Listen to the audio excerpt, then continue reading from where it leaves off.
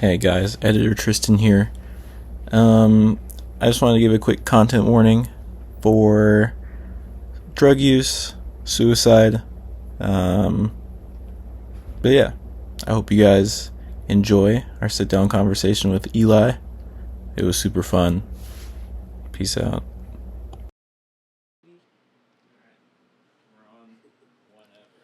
We're on? Hey. Hello. Hey everybody, we're here for another episode of the Film Club. I don't know, still untitled, still technically the Bedroom Podcast. Yeah, it's true. I know that sounded crazy just now. Yeah, welcome. Thanks for the response on the last one. Even though I forgot to put up a post about uploading it, people still listen to it, which is really cool. Really? Yeah. Oh, that's so cool. Yeah. Hey, thank you guys for listening. Yeah. Rio and I are also sharing a mic right now. Yes. But Bear with us. we are here with our first guest spot ever. We're here with Eli. Hell yeah. If you know Eli, you know Eli. That's me. Yeah.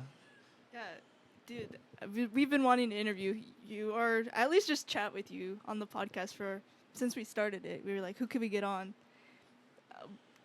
We would want to hear more about you. If you want to introduce yourself to the listeners. Yeah, I can yap for a little bit.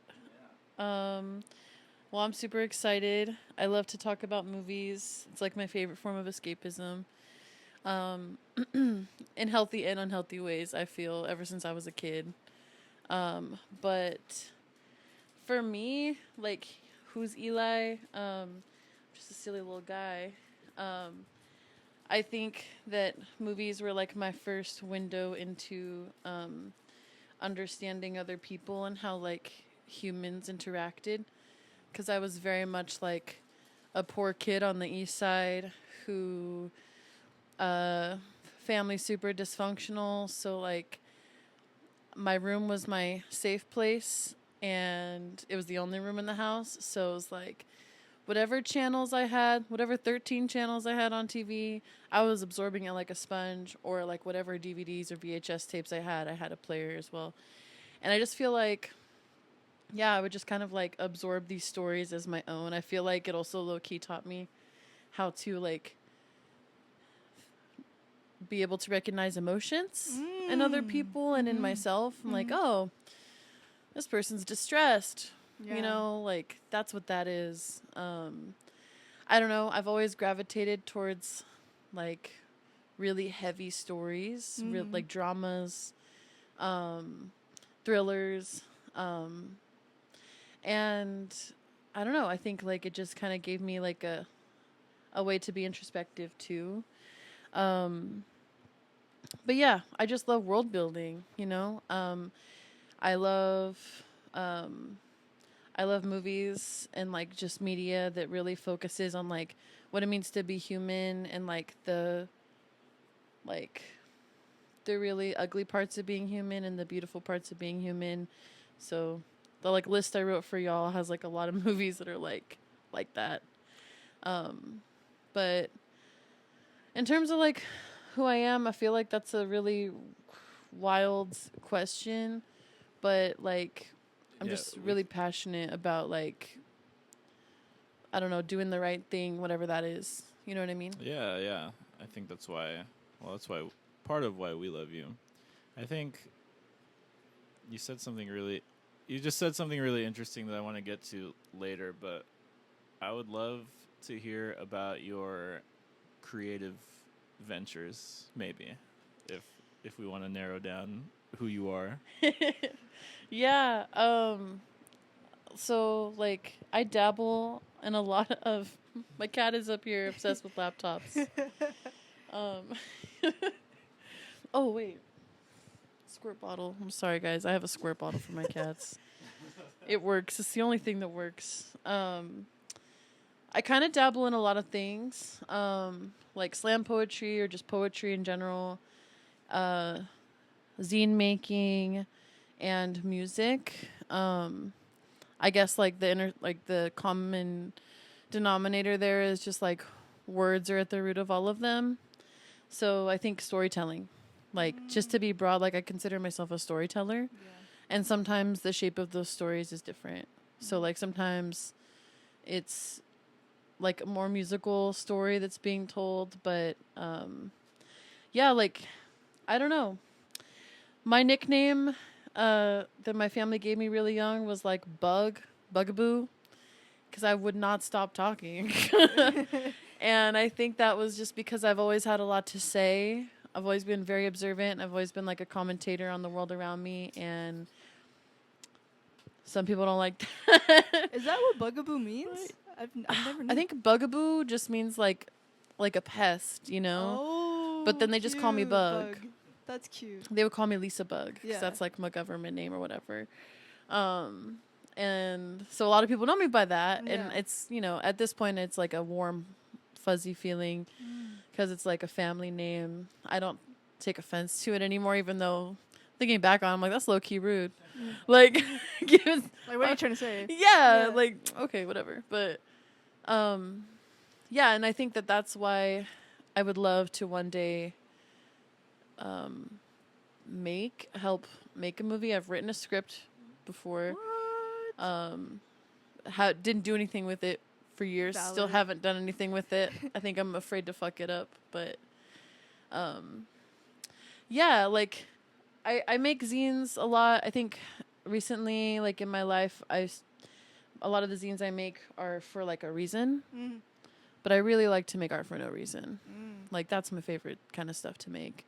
But in these times, it's so hard as an artist not to think it is your job to to commentate on like injustice, you know, and use your art as a vehicle. Even though sometimes using your art as a vehicle to do that can like be really taxing on your soul and your like creative expression. You know what I mean? Yeah, I think the hard thing with that I've learned as I've become more politically conscious and more politically principled is like it also just gets harder to do stuff for no reason. Like Yeah. you know, Daily life. yeah. Including creating. I mean, we don't just create art, but like we're creating things all the time. World building, if you will. It's hard to do. Yeah. Especially Like, consistently. yeah. Yeah. No, literally. Yeah, and it's yeah, I just thought it was interesting because it might not just be because you can't, that you don't want to. It's like you kind of just can't, you know. Yeah. Well, in my view, at least. But yeah, the thing I wanted to talk about earlier that I thought was really interesting because it resonated with me. I kind of feel like I developed the same way, is that I kind of learned the social script through movies and television, because I grew up like functionally an only child, and even in school I didn't have a ton of friends, so I just like watched a bunch of movies and stuff, and I feel like even now I'm like, I'll say something and be like, oh yeah, I definitely got that from somewhere, probably, you know. I don't know if you have anything else to speak on. Ask you guys, did you ever were you ever told, or have you ever heard the phrase like, "This isn't a movie," or like "Life isn't a movie"? Yeah. Yeah. How do you feel about that? I resent that. Yes. Like at the same time, I know individualism like is not.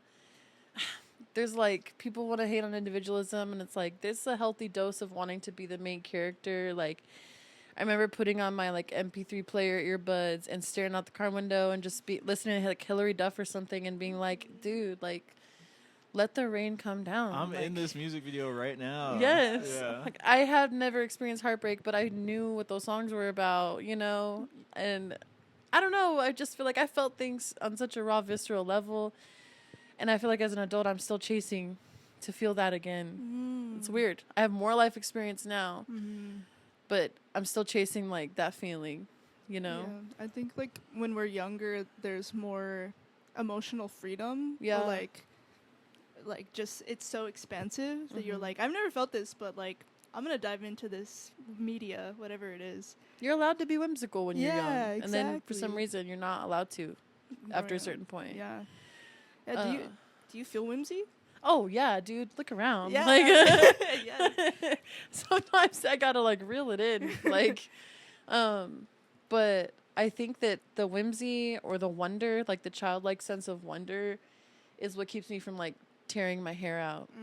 Because I feel like I have like a hard time like balancing in my life, like my work, my joy. I just lean so hard into what I'm doing. Like whatever I'm doing, I lean really hard into it. If I'm leaning hard into like being detached from reality and isolating myself and I'm mentally unwell and I'm like sleeping and rotting, I lean heavily into it. It's really hard to like whatever. I'm just a kind of an all or nothing kind of person. Yeah. And to some extent that's like a beautiful thing, and to some extent it's like to my detriment. No, I totally relate to that. But I think that like finding ways to make the everyday have a sense of novelty is what makes life worth living. You know? Yeah. Like I love film club for that reason. Like film club is my favorite third space in Stockton, and I am not just like saying that because like you're my friends. I'm saying that because like it's such a simple concept and it's so effective, and it doesn't matter what you put on that screen. Like Jaws, I did not think I was gonna vibe. Like I'm just like, whatever, sharks, whatever. Like I never really liked movies from the 80s or I think it was the 70s. I don't know. And I was just blown away. And not just by the movie choice. It's just like something about getting together with your friends, and even people that aren't necessarily my friends, but like if I don't see them at film club, I'm kind of like, where's that guy? Yeah. Where's that guy? Where are you at? You know? And I love that is world building, you know? It really is. So thank you guys for like holding the space. Thank for you sure. for always coming. You're like one of our most loyal attendees. When I miss one, I'm devastated. We're devastated. It took me so long to get there. I mean, so many film clubs happened where I was trying to go and I couldn't. Yeah. Then when I finally went, I was like, this is what it's all about. Yeah. Oh yeah. And we're watching Paprika this month. We are? So, yes, Oh, we are. Oh my God, I'm so excited. Every single month comes around, we're like, should we watch Paprika? Like, because not just you asked for it every single month. Yes. For like almost a year now, but so have like a few other people. So we're like, I think this is the time finally. I also love that movie. Get ready to be collectively confused. Yeah, I've seen it before. Have you seen it before? I've seen it. Okay, yeah. Like, I feel like so many movies take inspiration by this director. Yeah. especially So yeah. So I'm excited to. I can't wait to talk about. Yeah, I Yes. can't wait to talk about it. I don't know. I keep bouncing the mic between both of us, and I know it sounds crazy. Oh, there's probably an echo. Sounds like I'm in a helicopter. I have a confession, actually. Confess. I've only ever seen Paprika once. Whoa. And I was on a mind-altering substance at the time on my friend's living room floor. I can't. So I was like, I saw the trailer when I wasn't on a substance, and I was like, we should watch this, guys. And then I think it was during COVID, and it was like nothing but to do but get fucked up and like stay at home. So these were like the friends I was spending every day with, whatever. We were like a little pod. And we were just watching movies all the time. And I remember watching it on the floor and being like, is this Inception? Like, what is, you know, like the whole time, and like being intrigued, being a little scared. So I'm really excited to watch it sober with a bunch of people for my second time, because most people that watch it say they need to rewatch anyways. So I'm really excited to see what I throw together. That's so cool when you watch something at a like pivotal or like certain point in your life, and then you rewatch it and you're like, oh, I'm a different person now. Like I catch different meanings or different just scenes that stood out to me differently. Yeah. It's been like 6 years since the first time I've seen it, so. Yeah, same. And if you know me, you know I watched that movie stone sober. And it's still kind of like that anyway. So, yeah, I'm excited. I know, we knew you'd be excited too. I'm so excited. Which day is it now? It's Thursday. It's the 20th this month, so it's still Thursday. We're gonna look into switching to Saturdays starting next month. Okay. SFC Saturday in September coming at you. Yeah. And then there's like the last question I want to ask you that's like kind of interviewee is anyone who knows you knows you love the city that we're in, as do we. What are some of your favorite Stockton things? Aside from Film Club. That's a big question. There's a lot of things. There's a lot of things, and that's There's okay. a lot of things. What a horrible problem to have. Like, there's so many things I love about where I live, you know? I think one of my favorite things is, oh gosh, I'll start with the people. There's so many, gosh, I feel like we're like the island of misfit toys, you know? Ooh. Like, when you go to the Bay Area, you expect to meet cool people. Yeah. You know what I mean? I feel like when you go to Sacramento, you expect to meet cool people or you expect to meet a bunch of normies. Yeah. It's the capital, you know? Right. When you go to Stockton, there's this, like, misconception that, like, we're all a bunch of hood rats. And we are. But we're also, like, super passionate. Hey, I wear that shit on my chest. Like, yeah. yeah. Like, I'm a hood rat, but I also believe in, like the end of fascism and that, like, we can all support each other's needs. Like, I'm a hood rat, and I also believe that, like, most people that are incarcerated right now, like, definitely don't deserve to be there and, like, deserve to, like, have access to, like, you know, their needs being met. I'm a hood rat, but I also, like, make art and, like, read and love music. Like, I think that, like, the thing this misconception has is that it's all sharpened us and softened us at the same time. You know what I mean? Like, to be from here, I find solidarity with other Stocktonians outside of Stockton that if I met them in Stockton, I don't even know if I'd fuck with them. Yeah. But because I know that they're from here, I automatically feel that, like, that kindred spirit. Yeah. Like, when I went to school up north in, like, Humboldt, like, and I said I was from Stockton, and someone was like, I'm sorry. Like, dude. And it was right after, like, yeah, dude. And like, oh, I'm so sorry. Like, that must be so hard. And I'm like, this is what's making it hard. Yeah. You know what I mean? Like, this exact conversation. And now I don't want to talk to you. Yeah. And then I met people from, like, Modesto, and I was like, okay, I feel a little better. And then I met, like, a few people from Stockton, and I was like, they were the nicest people. Like, they were the people that, like, when I ran out of shampoo and conditioner, they were like, oh, I got you.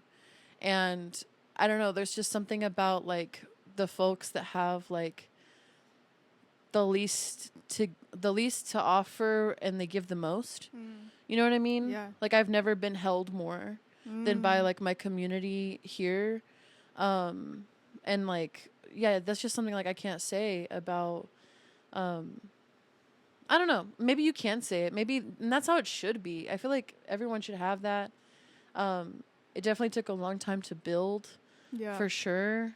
And it takes, you have to really believe in your city and, like, believe in your community in order to meet the people that you want to meet, if that makes sense. Yeah. I don't know. I have, like, a lot of heartbreak stories about this city too. This city needs healing, you know, like, there's not a lot of people focusing on the repair here, like that transformative justice element. And I'm hoping that, like, we're sowing the seeds for that. You know what I mean? Like, I'm hoping that we're building a culture where people can have hard conversations and apologize and take accountability when, like, harm is done. I think that's, like, what I want to see. And I'm hoping to not speak that into existence, but to act that into existence, you know? Yeah. And which means that also means, like, visibly fucking up in front of others. And that's, like, being devastating. Perceived. Yeah, being perceived is and being tough. Held accountable. Yeah. Yeah, and it's uncomfortable. And God, like, I don't know. If I had to choose a place to do it, I would choose Stockton over and over again. And I, not to, like, make this whole, like, question about, like, my recent wedding, but I feel like, you know, like, having a bunch of people there that I loved, from, like, different neighborhoods and lived experiences. I know them from, like, some people from high school, some people from the community, like some people I work with, and just like be there to celebrate love. And like also I felt like they weren't just celebrating like the love I have for my partner and vice versa, but like the love we have for each other. Yeah. That's what it felt like. It felt better than any Pride festival I've ever been to. Yes. You know what I mean? It looked so beautiful. I'm so sad I couldn't go. Dude, I was so heartbroken. I was sad too. But at the same time, like, so glad that you guys got to experience that love and that everybody showed up for you guys and for each other. Because I was hearing, like, from a bunch of people, they were like, oh, I ran into so-and-so, and I wasn't expecting to see them. And I'm like, that's so cute. Like, years gone by, and you're, like, in the same place celebrating this union. Like, I think that you guys created something really special, not just for yourselves, but for everybody. Yeah, I mean, I had people come up to me after and tell me, like, I saw an old friend I had a falling out with, and now we talk again. Yeah. And I'm like, you guys, like, talked and, like, made amends in my wedding? And they're like, yeah, dude. And, like, I thought they hated my guts, but, like, they were like, it's really good to see you, and now we're, like, hanging out. And I'm like, that's real, like, that's, wow, you know? Yeah. Because, you know, weddings have drama, so I was, like, a little scared. Yeah. You know, I'm like, oh, like, that was my worst fear is, like, we're inviting a lot of people, so, like, there's bound to be beef, I guess, but, and I'm sure there was, but, like, it's just, the willingness to work through things. Yeah. You know, the willingness to meet each other where we're at, the resiliency, and, like, I feel like that word gets overused a lot, but, like, I feel like Stockton deserves it. You know, deserves that label. But in terms of, like, not the people, my favorite spots are, like, the parks. Yes. You know, I think our parks are, like, refuge, sanctuaries, you know? Yes. The arcade on El Dorado by Sinclair where that sinkhole formed. Love that spot. I love any arcade. Our favorite one shut down, but it was on, like, Weber. I just, man, like I said, I'll say it over and over, but, like, third spaces, the libraries, like Hatch Workshop, obviously, these, like, little landmarks that, like, to like the common average Joe, maybe they don't realize that they've got that golden spot around the corner, but once you go, you're like, wow, I didn't even know this was here. Yeah, those are my favorite Stockton moments or places, things. I like that you point out the parks because I think a lot of, well, I've done this in a past life. I've done this. Look at the map of Stockton and be like, damn, we ain't got nothing except for a bunch of parks. And then as I got older and started going to said parks, just like talking to random people who were there, or like going with my friends, and we're like striking up a conversation with our, like, unhoused friends who just, like, live there. It's like, yeah, you meet the most fascinating and coolest people, and everyone's just kind of doing their own thing, and you get to do your own thing, and it doesn't really matter. Yeah. And it's like, yeah, we just have a bunch of places where you can do that. It's our access to green space, and also levees. Like, I've always, well, not now in my life, unfortunately, but growing up, I always lived next to a levee and train tracks. So, like, when I was a kid, we would walk to the levee, and my mom, this was her favorite hobby. She'd bring, like, like, gardening tools, and she would dig on the levee, and she'd just collect old glass bottles that she would find, because our levees are old landfills. Yeah. And so she's found, like, perfume bottles and, like, blue glass, green glass, old milk glass. Like, I mean, she had a huge collection, and one time I would try, but, like, I'd get bored and I'd just go walk and try to find, like, big orange rocks that I would call Pikachu and, like, throw them into the water and, like, just, you know, that whimsy, you would find something to do. Yeah. You know? Yeah. I have, like, this core memory of my mom, like, she put a bunch of costume jewelry in, like, a handkerchief and buried it. And when we were walking and before she found a spot to go dig for bottles, she was like, you should try this spot. I have a good feeling about it. And I never found anything. So when I dug that up, I had no idea she planted it for me. And I was like, I found treasure. That's cute. Too cute. And it's just, it's just like one of those things where it's like, didn't matter that we were poor. It didn't matter that like I had never been, and still to this day, I've never been to Disneyland or done any of those kid things that you would think every kid should go do, because I had that. Yeah. You know what I mean? I got to do that, and that was really cool, and it was free, you know? Yeah, that's beautiful. I also grew up near a levee, but we didn't dig up stuff. I literally walk over to the levee with my parents, just throw rocks into that thing for like hours. That was the thing. But that's so cute. Yeah. Yeah. It was nice. It's probably illegal, but whatever. Whatever, man. You're finding cool stuff. Yeah. They're not gonna want it. No, they're not literally, you know? Can we go on a dig? Yeah. I'm sure there's some wild, I mean, especially, I hate to say it, with the water situation, like in the beds. Like, I'm sure there's fossils and stuff. Yeah. I think we should. Bones and teeth and stuff. I'm weird. I like that stuff. Yeah, that's all you. That's all you. Yeah. All right. Are you... Thank you for sharing all those things.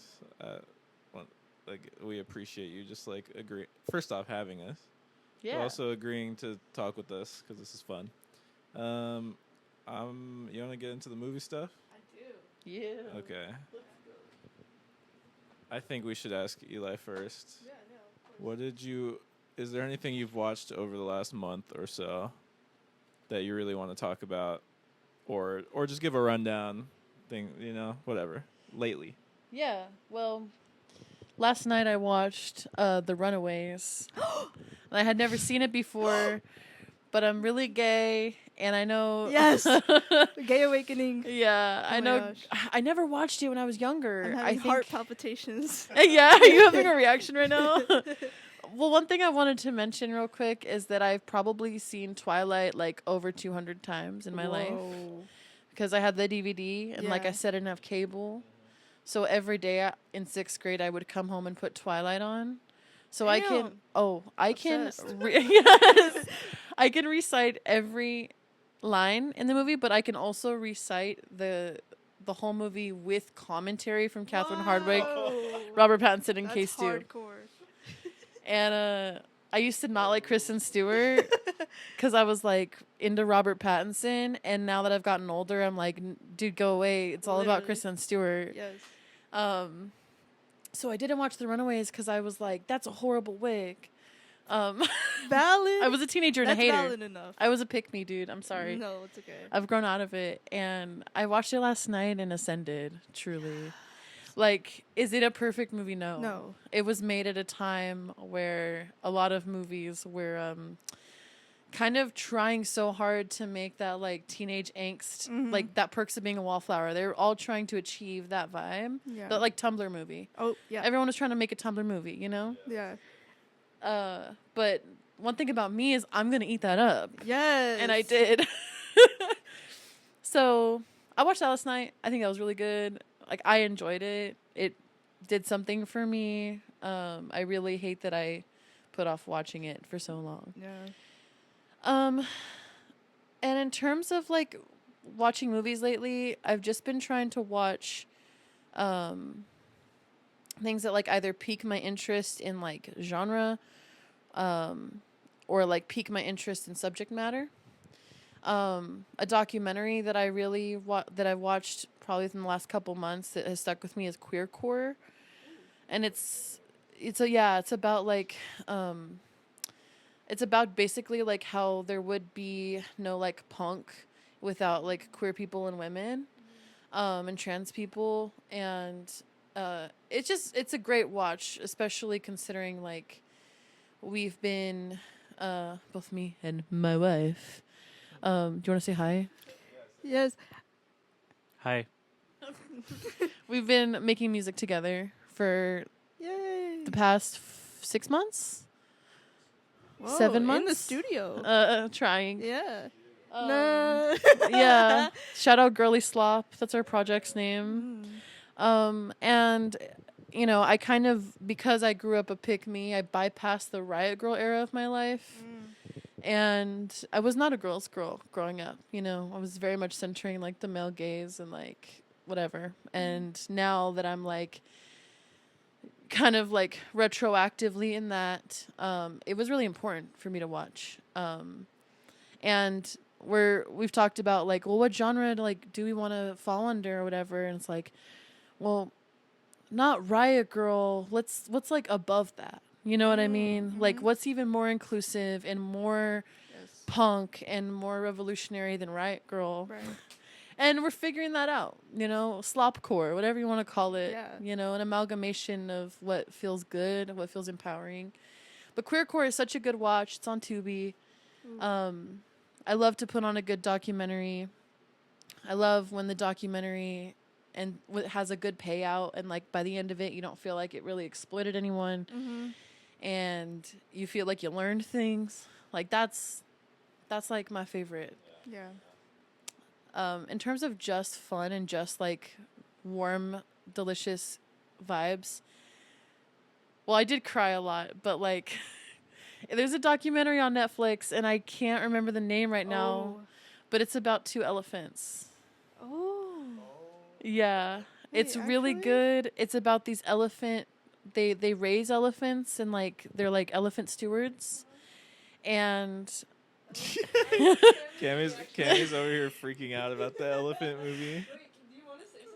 do you want to talk about it? Yeah. No.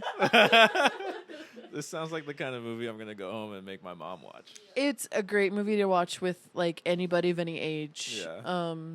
It's also like beautifully shot. Like I have a bone to pick with Netflix. Like Oh I my feel God, like yeah. they just sometimes they get lucky with the people that they buy media from, and like it's good, but like a lot of the time it's just slop, you know, like Yeah, especially like yeah. the true crime that they push out. I feel like it's so Yeah. it's just so not like made with love. But this elephant documentary, it just really, I just cried, and I remember watching it and being like, this is like what every nature doc should be like. 'Cause it's about the relationship between like the elephant stewards and the elephant, not just like about the elephant or like the people, about Yeah, both of yeah. them.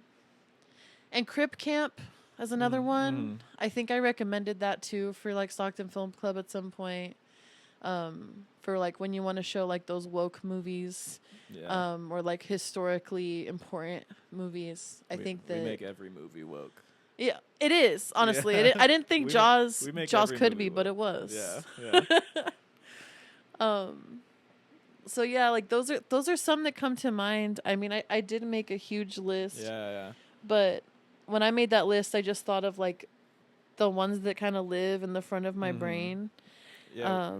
But yeah. We can talk about that. Last night, Eli texted me and was like, "Yo, like, what are you gonna ask me?" And I was like, shoot, I don't know. We don't really talk about anything on this podcast. And so I was like, tell us your favorite movies, or maybe make a list of your favorite movies. And they set a timer for 30 seconds. Yes. And just scribbled on a page all the movies that came to the front of their mind. Yes. And there's some pretty cool and good stuff on there. Can I just list them off real just quick do into it. the Go mic for it. people that can't see We'll it? talk about them later. But Yeah. Yeah, just let it rip. Tristan was like, I sent you the list. And this is what I received. So it was just like deep fried list. Got ran through like 3 filters. Yeah. Crispy. Okay. I was just only going to do 5, but then I just couldn't stop. Nah, this is perfect. So the first one is Sick, The Life and Death of Blob. I'm so sorry. Dude, put some respect on his name. How'd I do that? Sick, The Life and Death of Bob Flanagan. Can I just give like a short description? Basically, like, follows his life kind of vlog style. He has cystic fibrosis, so he's like very, very much in chronic pain all the time, and he's very into like S&M and like the kink scene, and he uses kink to cope with his lack of control over his chronic illness. And it follows him and his mistress, who inflicts pain on him, and like the relationship they have. And actually, like, he like wrote into it like consent to film him post-mortem, like one last act of like kink with him. And I don't want to spoil it, but it's one of those movies where like it's so deeply beautiful and tragic and nuanced to the point like where I wasn't sure if I agreed with everything I saw, but I left impacted. Like that's that man took his life into his own hands, and I have respect for that. So definitely recommend watching that. It's on Tubi. That sounds fascinating. So good. The next one is Blood Tea and Red String. Shouts out. Yes. I know. The wife is a fan of this one. There's no words in the whole movie, and it's stop motion. And it's made by this gorgeous woman, and she did it all in how long? 7 years? Yeah. It took her like close to a decade. I think she started in the 90s and released it, I think, like 2005, 2006. But it looks like something straight out of the 70s that, like, you would just find in, like, some random video store bin. I love that, yeah. It's such a good watch. And also, it's, like, really kind of esoteric and existential. The next one is Girl Interrupted. I took that VHS from y'all. Y'all brought it to Film Club. Yeah. I've seen that movie way too many times for my mental health. A lot when I was in college and in high school. I resonated way too much with way too many of those characters. But it just has like such a star-studded cast. I got diagnosed with BPD in like my early 20s, and like I never, not that I think that movie is a good description or depiction of it, but like it was just at that time finding that piece of media, I was like, oh, like here's some representation of some not well ladies. Yeah. And yeah, anyways, I feel like everyone knows that movie. His House. That's a great one. That one is so good. I watched it during COVID, which made it extra like devastating and scary. But basically like two refugees had to go like I don't even know where they ended up going. Somewhere in the UK. The UK, Yeah. And just being like treated like shit, of course, and moving into like this apartment, and it's hella ran down. They're getting like put through this like system that they're not used to, and they keep having flashbacks, and it's like the house is like swallowing them whole, and there's like I don't know, it needs a rewatch, but it's like the demons you leave behind, or like the people you leave behind, or like the ghosts of them are in the walls, and like you're like a traitor for leaving. Like there's just so many. There's a ton of like folkloric imagery in it, which is like really cool. Yeah. So far, I like your taste a lot. It's great effects too. Yeah, like amazing movie. Definitely like it. I would classify it as horror. Cool. I think it is. Yeah. Dinner in America. Whoa, I didn't see that one on the list. Yes. Have you seen it? Yeah. I love it. I've seen it like 5 times. It's good. So good.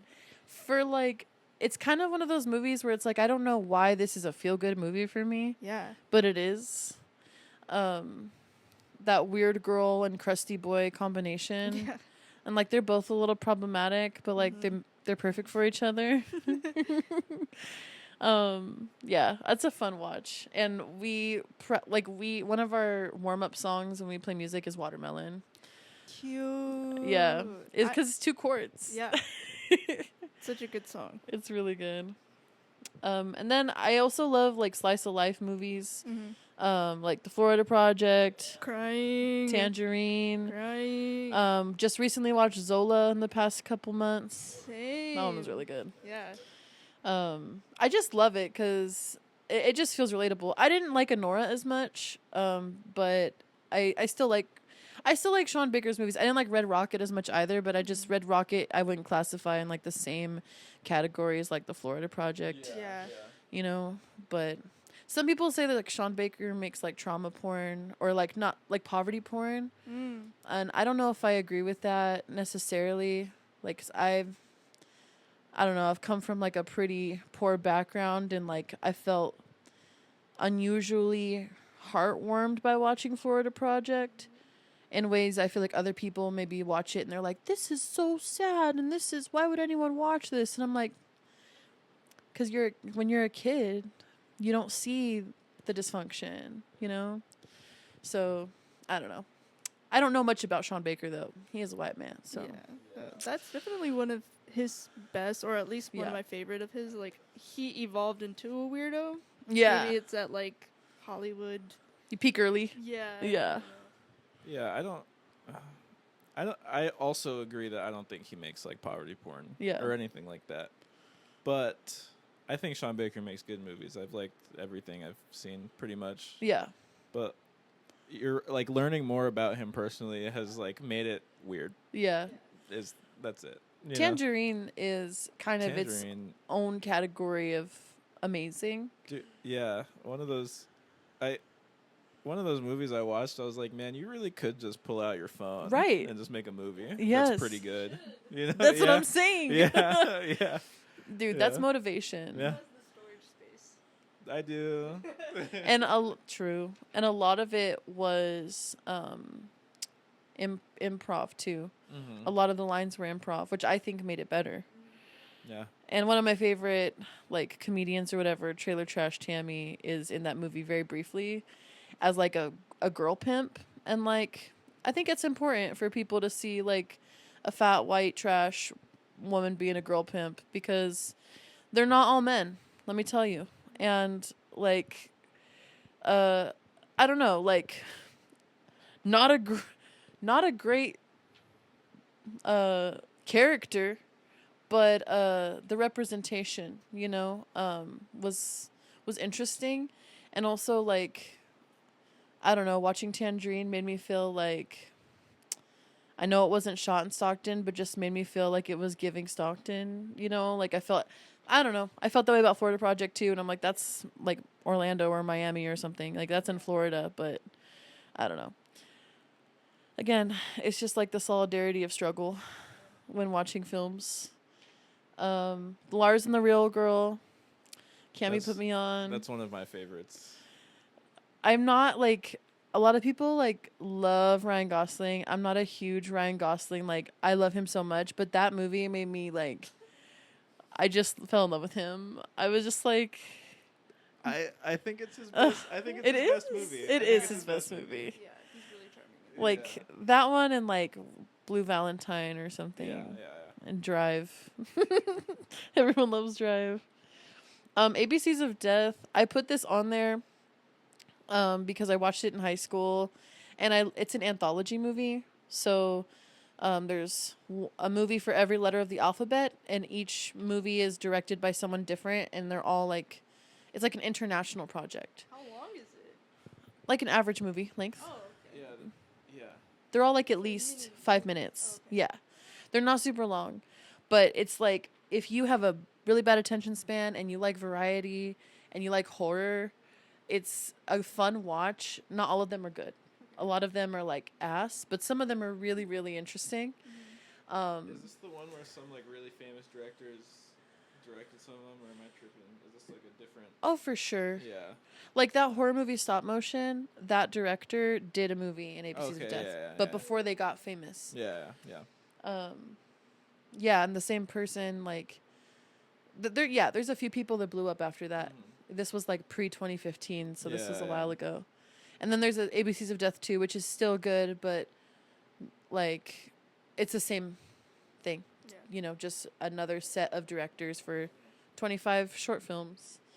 The Descent is like one of those early 2000s horror movies. Rules. It's good. Yeah. The mole people in there is great effects. And terrifying. Mm-hmm. And all women. The reveal, the very first reveal is like an all-time great moment in horror for me. Yeah. Yeah. I would say I like The Descent more than Silent Hill. Yeah. I agree. Yeah.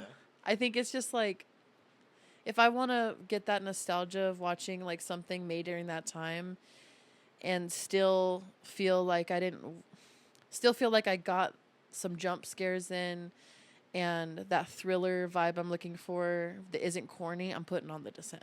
Yeah. I'm putting it on. And The Descent 2 is decent for a sequel as well. Okay, I'm sorry guys, I'll hurry this up. You're okay. Go like 5 more. Last episode was us talking about our favorite movies, and we talked for like 2.5 hours. It was like It's so easy. yeah. We asked the question on Instagram, like, okay, ask us a question that we could talk about, and then someone had to ask us what our favorite movie was. Of course. So, yeah, you know. I was expecting you guys to ask that. It's so funny too. We narrowed it down to 5, and then this one was like, can we do honorable mentions? Yeah. Another 30 minutes. Yeah. Yeah. Like 30 more movies. Oh, man. It's hard to leave them out. I mean, yeah. Okay, the next one is But I'm a Cheerleader. Yes. My first, like, adult gay relationship, my partner was like, you need to watch this movie or I'm taking your gay card away. And I was like, that's problematic. And then they showed me and I was like, true. And it's just beautiful. It's such a beautiful eye candy movie. Yeah. If I'm ever in a room and someone says they haven't seen it, I'm like, we're sitting down right now. Yes. We're putting it on. Greener Grass. Have you guys heard of Greener Grass? No. Oh, this movie is very, again, eye candy. It's very, like, surrealist. Everything is, like, Technicolor. And there's just things in this movie, like, it takes place in the suburbs, and I don't even know how to explain this movie to you, but, like, all of the way that people speak and their mannerisms and the way they look, everything is just slightly off. It's like normal. Great, I love stuff. Yeah. And it's supposed to be kind of a comedy. Greener Grass. I'm talking about Greener Grass. Yeah, the adult women have like braces and they're like really weird with each other. Like someone stole someone's baby. What? Someone's kid turns into a dog and no one explains it. They just be like, Timmy's a dog now. Oh, wow. You got to watch it for yourself. I don't know what else to say. And then let me know what you think. Sounds like the exact type of thing I'd be into. Yeah. It'd be a fun game to play, a drinking game too. Like every time you're confused, you take a shot. Yeah. I can tell you love movies by the way you describe them. Because I'm like, I want to watch this movie. I have no idea if I'm going to like it, but you make it sound like I'm going to like it. It's hard because my memory sucks so much that there's a reason why these ones made it, you know, because like I can remember. But I also have like a really bad habit of spoiling movies. Like I'll just tell someone the whole plot and they'll be like, well, I don't need to watch it anymore. But for me, someone telling me a plot helps me deduce whether or not it's worth my time. You know what I mean? Okay, I'm sorry. I need to chime in and give a very specific example. So very early on into our relationship, Eli was like, oh my God, you need to watch Nick and Nora's Infinite Playlist. You like absolutely need to watch that movie. Super problematic writing nowadays. Like, wow. And we're like 10 minutes into the movie. Not even 10 minutes, like 5 minutes. And they're like talking about like, oh yeah, this is going to happen next. And they keep going and they keep going. And they like tell me the entire movie within the first 5 minutes and spoil the ending as we're watching the movie. So just want to share that little anecdote. Yeah. Where's Fluffy? She still has never watched it, by the way. Wait, since then? I don't need to now. Put some pressure on her. She needs to watch it. Yeah, You'll watch get it just for the time capsule that it is. Yes. Yeah. It's not perfect. There's It's many not. moments where they say like words that we don't say now. No. And you got to be like, "Hey, Kat Dennings, why'd you say that?" Yeah. Many such cases, though. Yes. Yes. But it's so good. You got really excited. The gum. The gum. The yeah. gum. Yeah. Those that get it. All right, and then the last ones are Slacks. The one Tristan was talking about. Yeah. Horror movie about pants that want revenge. Gonna have to watch it to find out more why the pants want revenge. Another one is 13. So, Ooh. yes, her first movie. Yeah. When I was, like I said, when I was younger, I used to go to the Chavez Library and go through their DVD shelf and find like anything that was like teenage drama. Yes. And 13 was one of those DVD pools I found, and I watched alone at home. And I was like, I don't know. It was like I absorbed it as part of my personality, even though I never even had a rebellious phase like that. Yeah. Like, Talk about coming of age. Yes, yeah. Yes. I was a good kid, but I resonated with their struggle and their like relationship with their parents and how that was like falling apart. It's such a good movie. It's I don't know, like if you ever were that kid that like had a party phase and like didn't get along with your parents and like felt like you were being neglected and you had bad influence friends, watch 13 and maybe feel something. And then Creep 1 and 2 made it to the list. I really love Mark Duplass. Like, I just think that take on a horror movie of, like, it's kind of found footage. It's kind of... Hello. She's got something to say. Protecting the house. I feel like she would like Mark Duplass. Yeah. Oh, yeah. Yeah. I'm feeling the vibe. Yeah. I don't know, something about just a guy who like just kind of just wants a friend, but instead of making friends a normal way, like goes about it in the worst possible way you could. And that's all I'll say. And then the last one on there is Almost Famous, and that's another movie that I watched young with like my sister-in-law, and I was really into music. I always have been, and I went through this phase where I was really into like hippie culture and hippie rock and Americana and Woodstock before I realized, like, you know, it wasn't all it's chalked up to be. Yeah. But when you're a teenager, you watch that movie and you're like, wow, I wish I could have been a teenager during this time and went on tour with my favorite band. And that's like the quintessential like loser indie kid, like Yeah.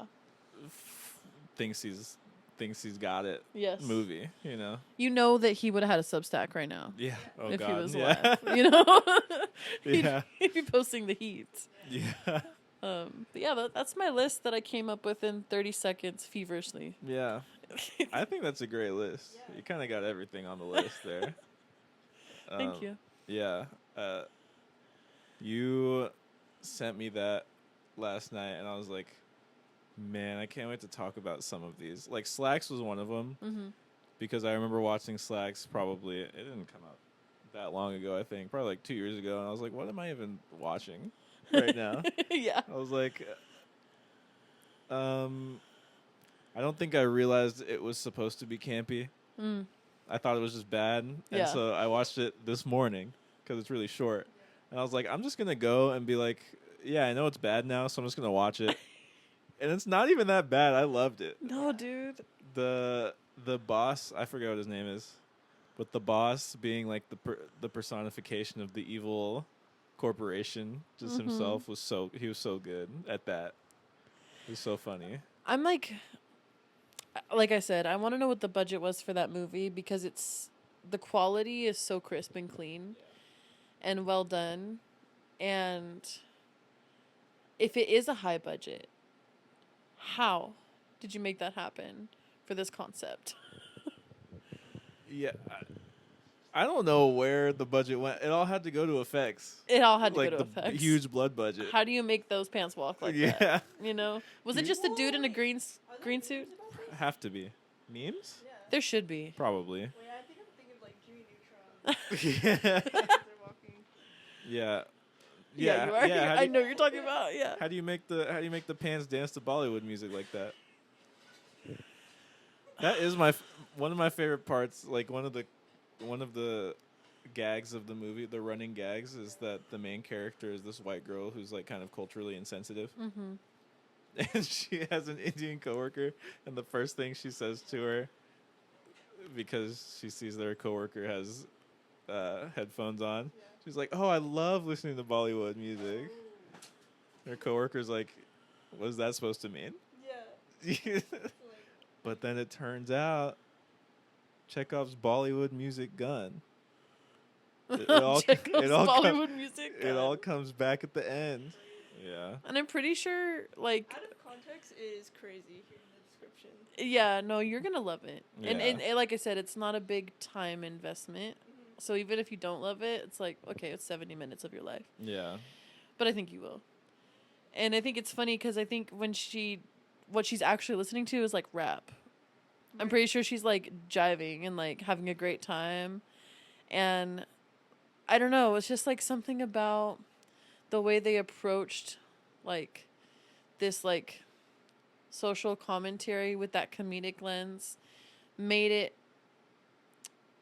me remember it better than if it would only been serious. Yeah. You know? Yeah, it kind of breaks out of the mold of like the new age. I don't know how else to say it. This is gonna sound terrible, but like woke horrors. Yeah. You know, No, I get it. social commentary horrors. No, I get it. I like, mean, the really script take I wrote them is woke horror, so Yeah. But I think a lot of them. It's true. A lot of these movies think they have something to say, but don't. Mm-hmm. And sometimes they take themselves really seriously. So I think it was like really great that they did not take this movie seriously. Yeah. At all. You know. Yeah. Yeah, that's kind of like the fantastic part of when things are so simple that they're like, it happens just naturally. Like it just flows naturally, even if it's stupid. Yeah. Yeah. Hey, I know we're far away from October, but like, That'd be a great one. if That'd be fun. Yeah. October, it might still be a little hot, but it's cooling down. I know someone who Dude. has an inflatable movie screen. Dude. So if we wanted to do like weekly Hey. movie at the park or something, and we watch like a scary movie, You're speaking our language. Actually. let me know. I know a guy. Dude, the Slacks Chopping Mall double feature. Dude, I was at the thrift store the other day. I saw this crazy Chopping Mall shirt. You seen Chopping Mall? No. Okay, never mind. I've But never seen Chopping Mall, and I gotta talk You about should it. watch Chop. It's exactly what it sounds like. It's a slasher that takes place in a mall. Yeah. Nice. But, Paul Blart Seeking Revenge. yeah, y'all should watch Chopping Mall. It's just like stupid and fun. But yeah, I saw this shirt and it was extra small, man. Who's wearing this? Baby tee. Yeah. Yeah, my Chopping Mall baby tee. That's wild. Yeah. That's so niche too. I know. I guess cult following, but I never expect to see it in a thrift store here. Anyway. Rio, have you seen anything lately Oh, lately? that you want to talk about that's good That's good. or not good? Oh, I recently watched the Batman Robert Pattinson. Yep. It's a rewatch for me, but I have this like thing going. I hate Robert Pattinson so bad. Yeah, I do. I don't know what it is. It's like a Timothy Chalamet effect where I'm no, I like, can't stand Timothy Chalamet. yeah, I get like it. I just don't want to glaze too hard. Yeah, I haven't even seen Dune because I don't want to support him, and I don't know why. I can't justify what it is about him. It's just like Just hater. Like I'm just a hater. I gotta say though, Rio. Like I know I told you like I was super Robert Pattinson. Like had the hots for him, Yeah, and now it's like all about Case 2. I still do fuck with Robert Pattinson. he's a handsome guy. He's handsome. I just watched the one he did with Zendaya, the drama. the drama. I enjoyed that. Yes, it was And fun. I also am like, Zendaya, you're talented, but I'm seeing you everywhere. I think you need to take a break. That's about to be Rob. Yeah. Except he's never the same. He's never the same character though. It's That's true. true. And I like to see him play a freaky little guy. He's gonna be freaky, guys, all year long. Prime time? Prime time. Are we gonna go watch this? We should. I wanna go Film watch club it. field trip. Yeah, I'm down. I was telling Rio, in my day, back in the day when I've seen a To Catch a Predator episode or two. Yep. And so that strikes a very specific point in my brain. Yeah, you're telling me like why it got canceled. Oh, yeah. Yeah. Crazy story. Is Insane. Yeah. I didn't know that till recently, by the way. Yeah. Rio was like, wasn't all that stuff staged? I was like, I'm pretty sure it wasn't, because the reason it was canceled is because they caught like a senator or something, some politician on there. That's gross. Yeah. No, but, like I kept seeing like Robert Pattinson's having a big year in movies or like a big few years, and I kept seeing comments about Primetime, like, oh, his accent's so good, or like he's performing so well, and so I was like, and then there's the Batman 2 coming out, Yep. so I was like, okay, I'm gonna watch the Batman because I did hate on that just because I wanted to hate on Robert Pattinson. That's fair. But it was good. That's Cedric Diggory. You know what I mean? Yeah. Like, Yeah, before it's- anything, like he yeah. was Cedric Diggory. You Yeah. know. Mickey 17 is a good. My okay, if we're talking about boy! him, Sorry, I just got what you said, Harry Potter. That scene gets me. it gets me too. If we're gonna talk about him, then I will at least mention like some of my favorite deep cuts of Robert Pattinson, Ooh, yeah. and that's Mickey 17 Wow. and is it Good Boys? Good time. Good Time. That one I enjoyed, even though, man, like I said, he's really good at playing a creepy little guy. Yeah. Yeah. I actually love it when he does people's voices really badly. I think it adds to his like charm. Cause like I think he sounds ridiculous even when he's talking normally. So when he's trying to be a character like Chris Hansen or anyone where he needs to emulate their voice, it's just so funny, and like bad, but you're so handsome, and like you're really good at acting. You Yeah. know, so it's just like, yeah. That's what Um, yeah, I'm like, not too much on Yeah. the white man, but he's good. He's alright. Have you seen The Boy and the Heron? No. Yes. He's the Heron. Yeah. Yeah. And I also really like that movie. I think he's one of the most talented voice actors, like, working. I haven't seen it. Yeah. Worth a watch. It's animated. Yeah, Studio Ghibli. Oh. the English dub. Yeah. Oh, interesting. Also, The Lighthouse is really good. Oh yeah, I like The Lighthouse. Yeah, Anything that you've seen recently? Willem Dafoe. Willem Dafoe. I do Lars and the Real Girl is one of the movies I do a periodic rewatch of, just because it feels so good Yeah. to me. I love that movie. I love there's a like whenever he dresses up when we see him go to church Yeah. or just in general, because he's always wearing a sweater underneath his jacket. Because I'm just gonna talk about Just the talk movie. about it. Yeah. He, If like, you don't want to know anything else about Lars and the Real Yeah, Girl, don't- I want you to leave this Yeah. podcast right now. skip ahead like 5 minutes or something.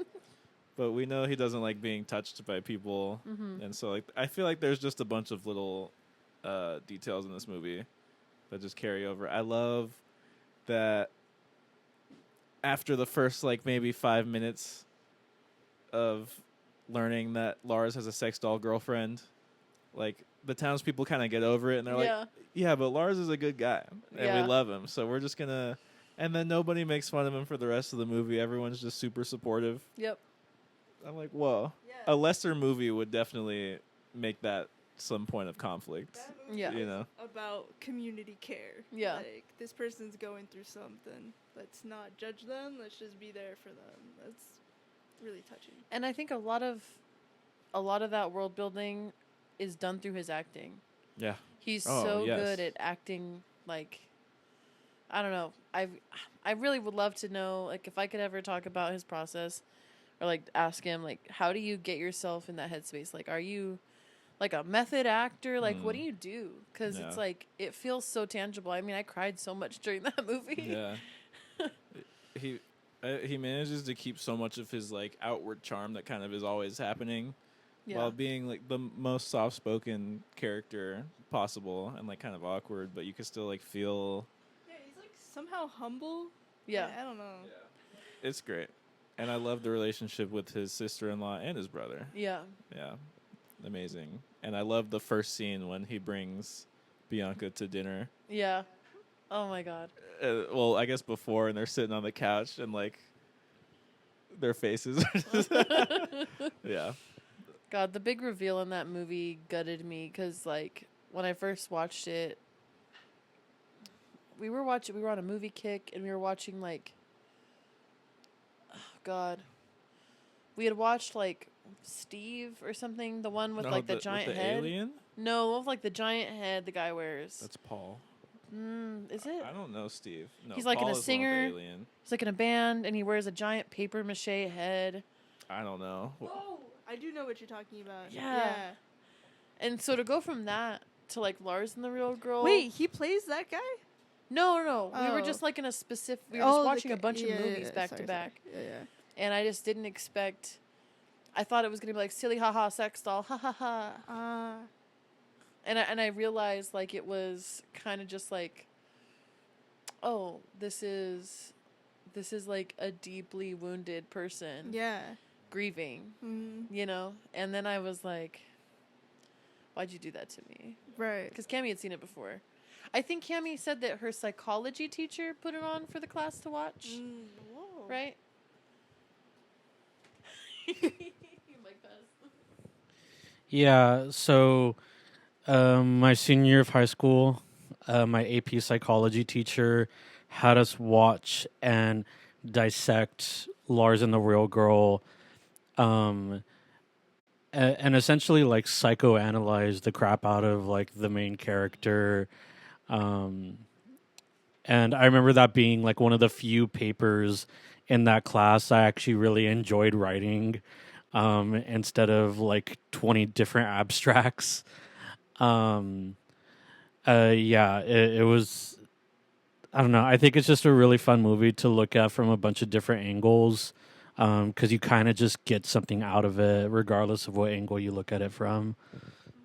Yeah, that brings up a really good point of like when films become educational, Mm-hmm. like how to utilize film through education or for education.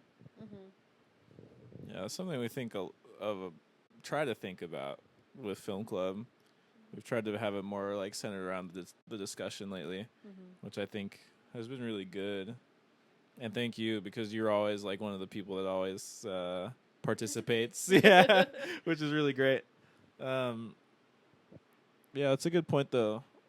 I think you can really extract anything educational Mm-hmm. Yeah. from any movie. Especially the bad ones. Like you Mhm. guys talked about Slacks, which like people would read that and be like, that's a B movie. I don't want to talk about it. Mhm. It's like, no, there's something hidden underneath there. Mhm. It's like worth talking about. I definitely agree. Like, even like Dinner in America, for instance, like I don't think that movie's becoming like popular now, but like it wasn't really popular when it first came out. And I think it was like too obnoxious for people, and then or too absurd or like too chaotic, or like even in moments like too radical. And I think now people want that. Yeah. Like, and I don't know, like even like those movies like during that indie sleaze era that are like problematic in multiple moments. Like there's so many. Like I kind of want to watch a movie though where like the main character isn't like this perfect person. Mm-hmm. You know, like I kind of want to watch someone fuck up and make a mistake, and like that's a human thing to do. Yeah. You know, I don't know. One movie that I watched recently that I did not like at all was Disclosure Day. Oh my God! Neither of us have seen it, and I've heard I hated nobody I know in real life likes this movie. it. No, dude, I love aliens. I'm not gonna give anything away, but Yeah. I love aliens. I love alien movies. I took a whole communications class in college where the professor had a podcast, and I'll send you the link, Oh God! called The Alien Movie Project, where him and his wife would watch movies and then talk about them after. That's cute. And then he would make us watch movies, and he would tie how alien narratives are used as a metaphor to talk about immigration Oh, and yeah, like racism. And it was one of those classes I looked forward to going to. And you know, I've seen some Spielberg movies where I'm like, this is fire, right? Yeah. So I just like I was so excited, and the trailer was intriguing. We kept talking about it. I was like, it's Spielberg doing aliens. There's no way it's gonna be like bad. Right. Yeah. I regretted paying money for this movie. And I've seen so many movies where like I paid money and I was like, you know what? At least I was entertained. At least I got out of the heat. And this one, I was like, we'd used the gift card we had gotten, and I regretted using the gift card on this movie. It was But bad. it was free. Yeah, I know, but you know what I mean. You know what I mean? Like I was like, man, I should have seen Boosters. You know what I mean? I By still the haven't way, seen it. I gotta so watch good. it. I want to ask though, was it like the acting, the story, the editing, like It was the story. everything? It was the storyline. Okay. You pretty much see the whole movie in the trailer. There isn't like any huge reveal. That sucks. Yeah, I hate when they do that. Yeah, that especially sucks. for something like Disclosure Day is the type of alien movie that takes place in modern day, and you're thinking, wow, this is going to be something like, this is going to be revolutionary because there's no movies like this. No one's made a movie that's like modern about aliens, right? Yeah. Because they ran out of juice. That's why. They ran out of all the juice. And Hey. like Signs, sorry, can't make that in 2026. I'd like to see you try No, to make true. Signs in 2026. But you know what was made recently? That was an awesome alien movie. What? Annihilation. I haven't seen it. Oh man. Oh, wait, is that based on the book? Yeah. I read the book. Yeah. Oh, shit. That's Sorry. my favorite sci-fi. Sorry to. I don't want to hijack the conversation No. away from Disclosure Day, but that's my favorite, like absolute favorite sci-fi. I'm going to watch it now. Yeah. I didn't know that Natalie Portman is in it. came out. I don't know how you feel about Natalie Portman, but She's in Black Swan, right? yeah, I think she's a good actress. yeah. She was Padme. Yeah, Yeah. she's in I'll it. give her some cheese for that. Yeah. I don't know about that. I'm gonna have to hit you with. I'll pass the cheese. She was born in Israel. Oh, damn, Yeah. girl. Yeah, Damn. she's never outwardly been like I'm Israeli, but she was born in Israel. So. That's wild. Yeah. There's a lot of sleeper agents out there Yeah. in Hollywood, let me tell Yeah. you. Um, Man. I'm taking my cheese back. Give me that Gouda. you should still watch Annihilation. I'm still gonna watch Yeah. Annihilation because like I read the book and I really enjoyed it. Yeah. But I'll probably pirate it. Pirate it. I mean, just kidding. I would never do that ever. I just found out this morning that my favorite site that I don't pirate movies from, because I'm a good citizen and I pay for all my movies, is shutting down at the end of the month. No. I'm so mad. You know which one. You're gonna have to tell me which one not to use after this. Yeah, yeah. I have one last note on Discovery. I keep calling Discovery Day. Disclosure Day. Yeah, one last note. I'm usually a huge fan of like modern movies that still do like orchestrated scores. Yeah. I usually think it's like a refreshing thing because a lot of movies don't do it anymore. Yeah, They'll just yeah. put on like modern music. But this movie had just like an orchestra or a symphony playing at like the worst times. Oh my god. And it was the timing of the music that made it worse. Oh, that pisses me off so bad. While they're talking, like while nothing is happening, and it's like, and it's like so intense.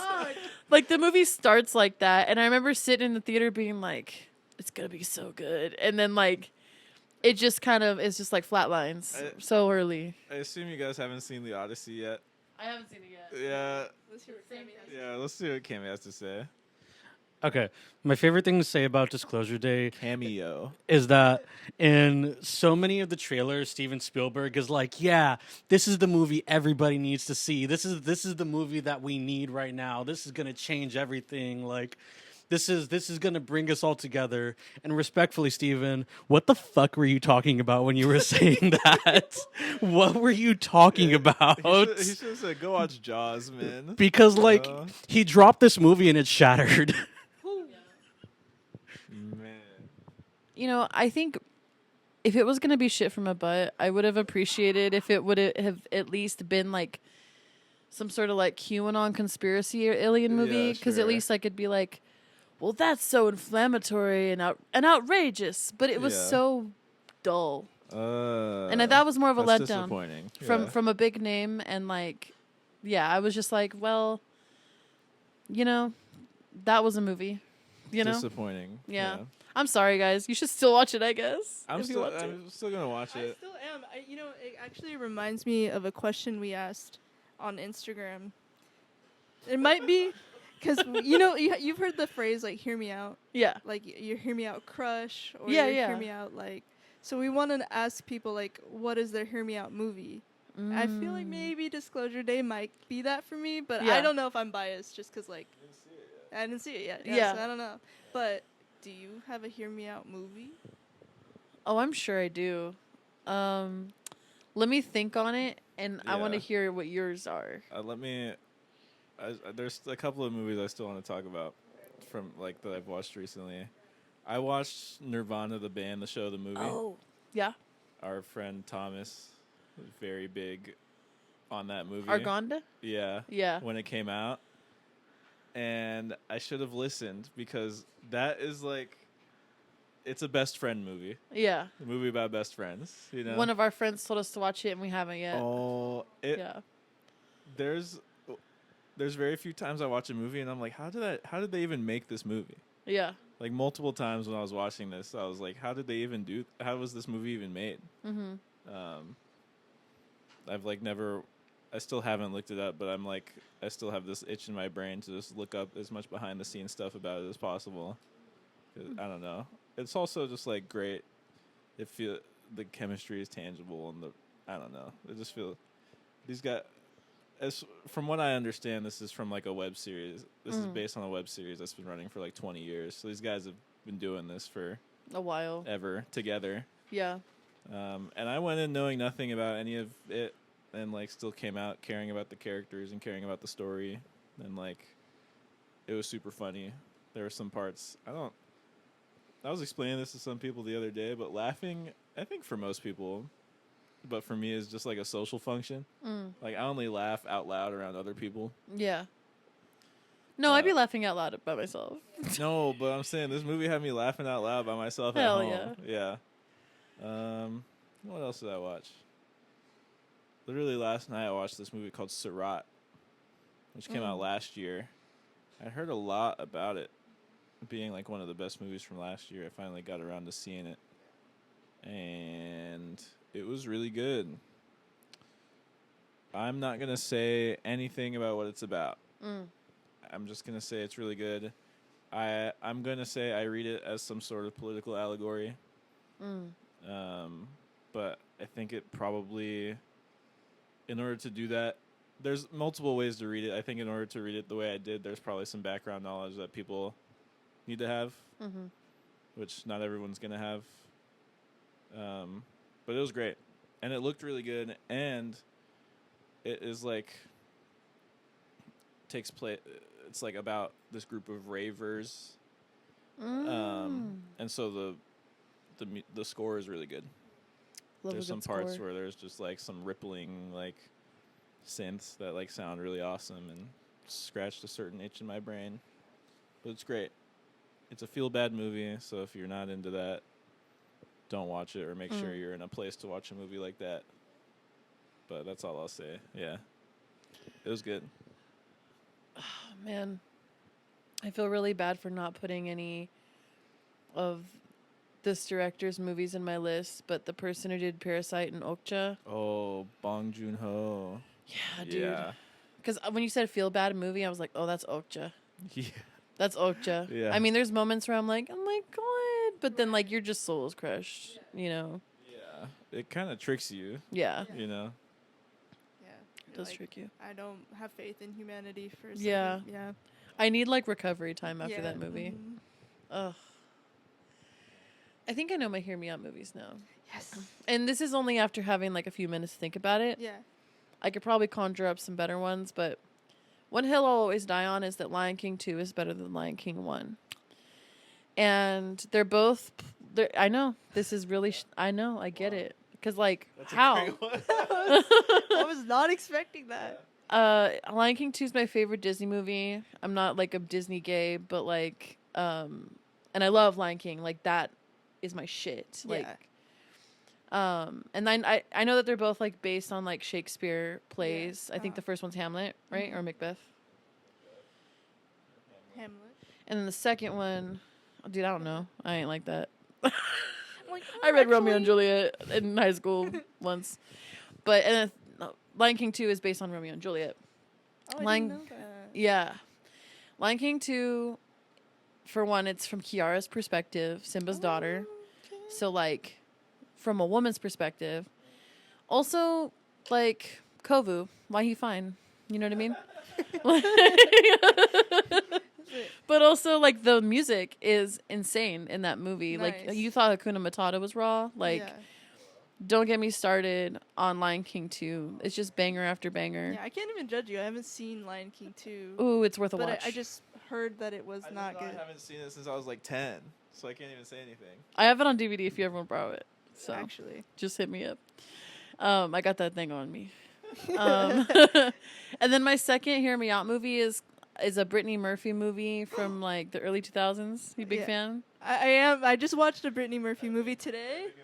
I don't know. Is it Ramen Girl? Yeah! Oh, what the fuck? Yes, I just watched it this morning, and I was. Describing this movie to me while we were walking around earlier, and I was like, "What are you even talking about, bro?" I was considering that as my Hear Me Out too, because it was my first time watching it. Yes. This morning, literally, and I was like, "This is racist. This is Yes. early 2000s Orientalism. Like, Yes. it's just yikes." But then there's like something so like Heartwarming. Yeah. and just like, oh, It's this because is it's about Brittany Murphy doing it. Yeah. I think truly. Truly, she's like my Amy Winehouse of actresses. Yeah. Like, I'm like, she deserved better. Yeah. But tell me more about the Same, Ramen I was Girl. gonna say the same thing. It's like the reason why it's a Hear Me Out movie is because like obviously it's like, oh hey, I'm this little white girl and I'm so fragile and heartbroken, but you, this person of color in your country, your culture will surely save me from this pit of Right. doom.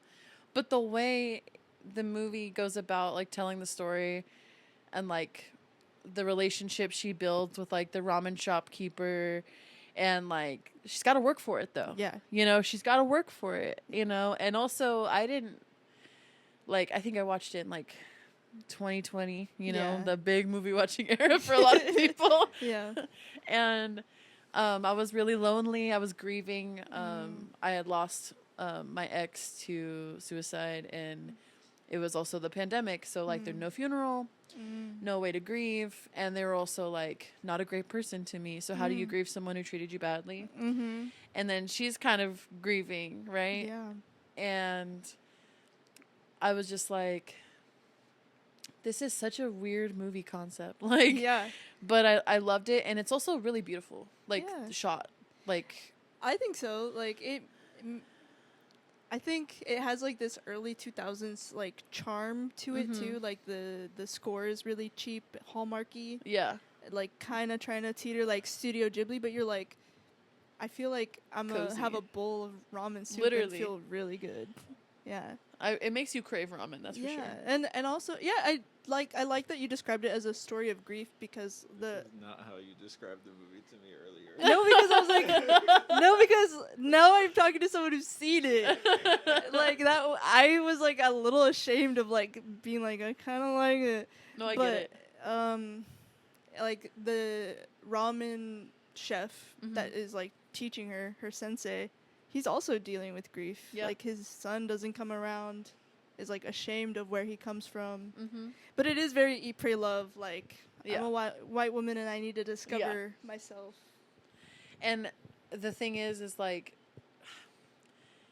you know, once she gets what she wants, it's like the story is now just about you again. But my favorite moments of the movie are the moments where it's the two of them. Yeah.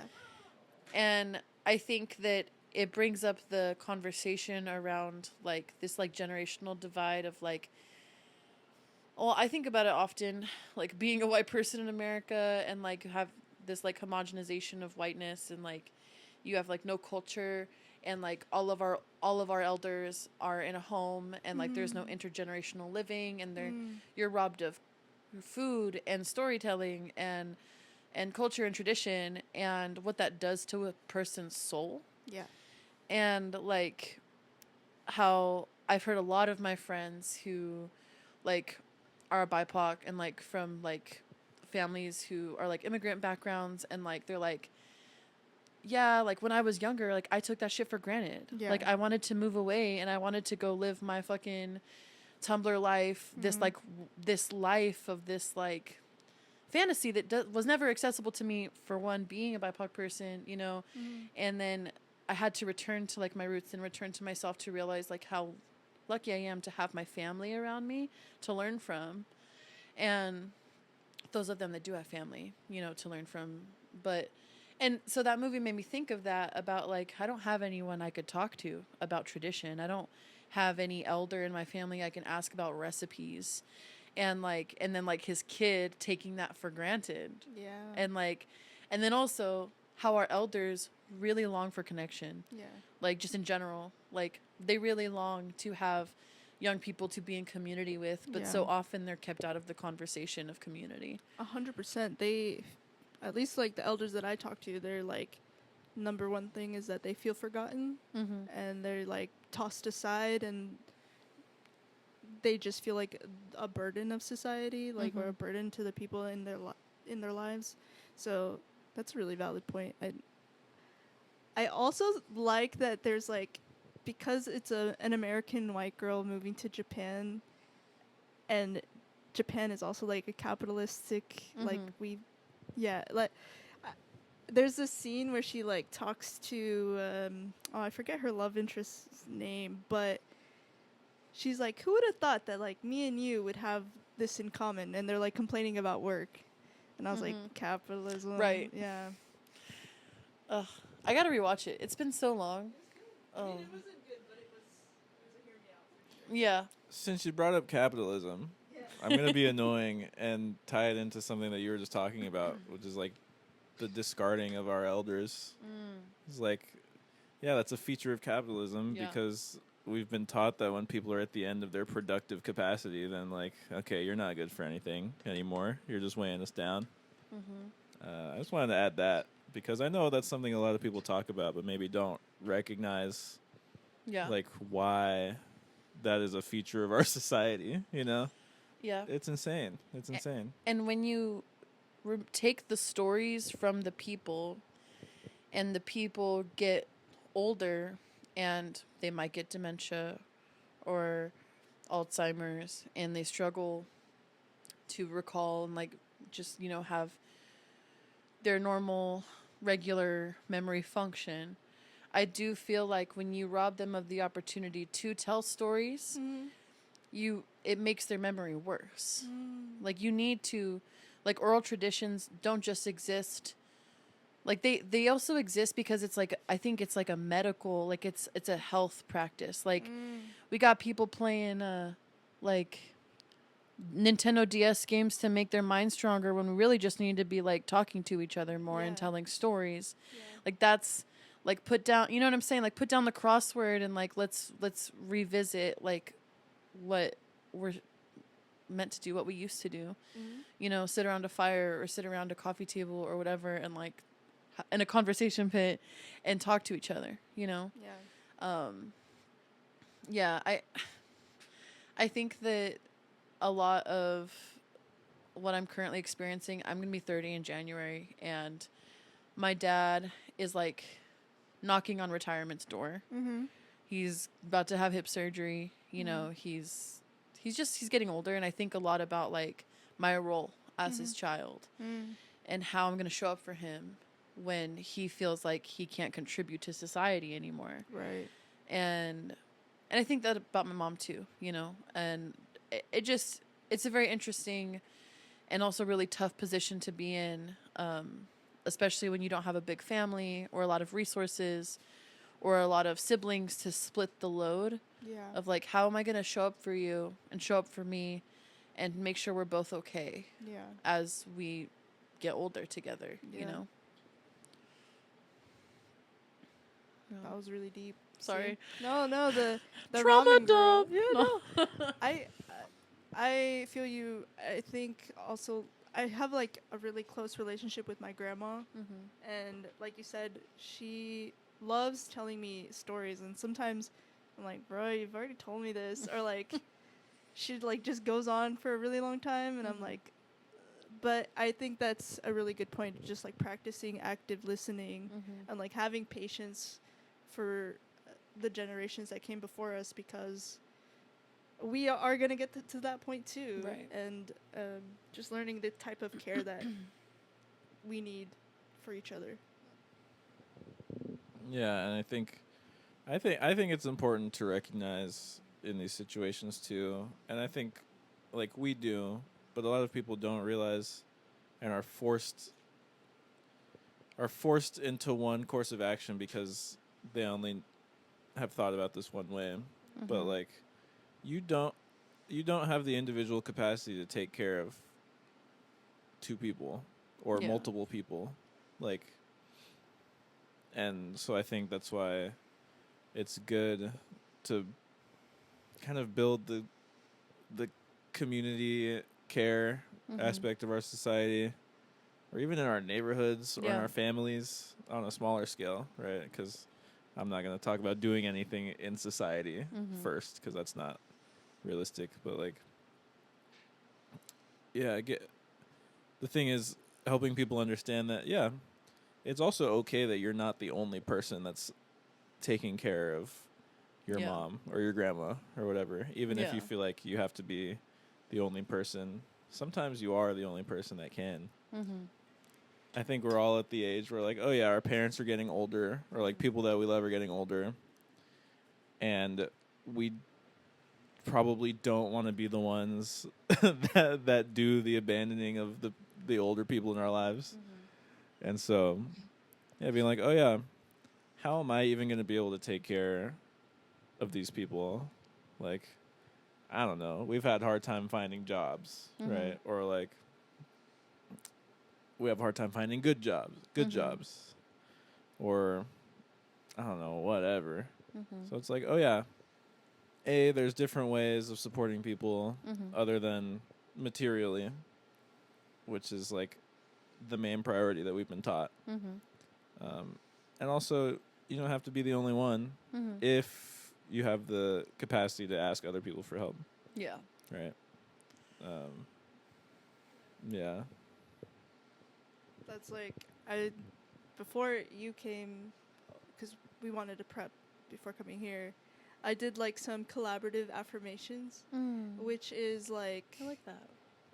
Just basically how you don't do anything alone. Like, nothing is created alone. And if you want to build a world, you can't do it alone.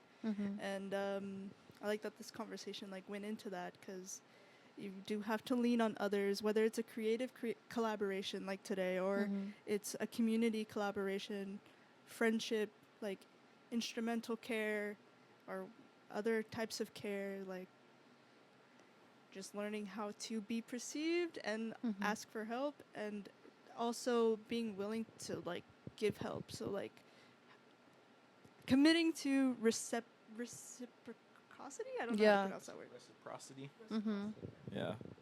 I would also like to add, like, it is actually the most important thing that people are materially taken care of, right? Like, people need their material needs met. That's just to survive. But I think what I wanted to say was, like, we've been taught that not having material means is a moral failure. Yeah. And so I guess what I meant to say is like, oh yeah, if you are not able to take care of yourself or other people materially, then like that's okay. That's not a reflection on you. Yeah.